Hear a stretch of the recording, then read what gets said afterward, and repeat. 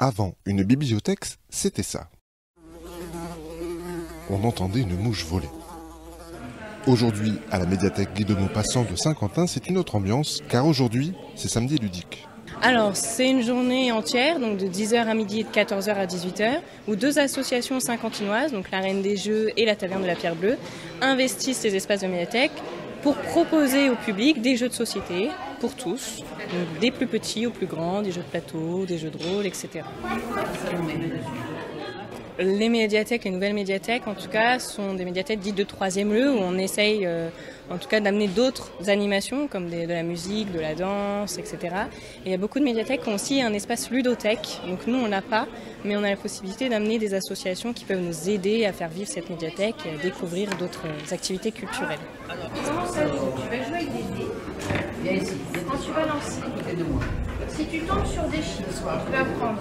La Reine des Jeux, c'est une association de jeux de société, jeux de figurines et de jeux de rôle.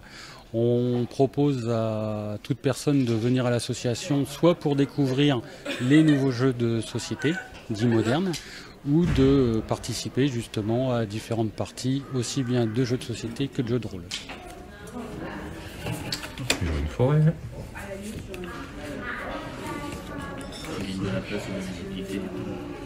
Ok, j'ai payé 4 pour jouer une araignée géante.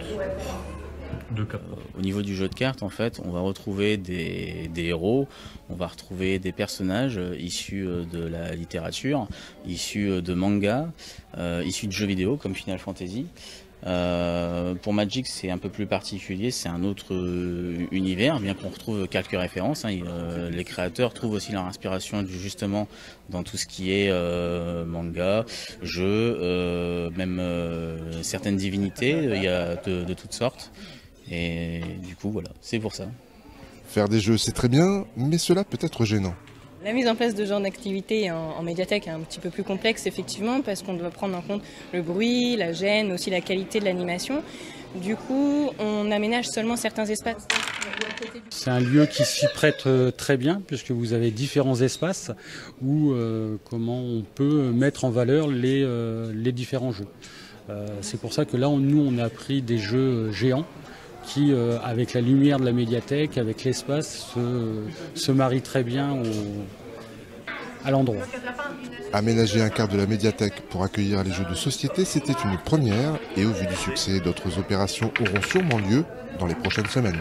On espère à l'avenir pouvoir retravailler avec la Taverne de la Pierre Bleue et la Reine des Jeux, peut-être pas pour des journées entières de jeux vidéo, mais pourquoi pas des escape games, enfin voilà, d'autres animations autour du jeu de société.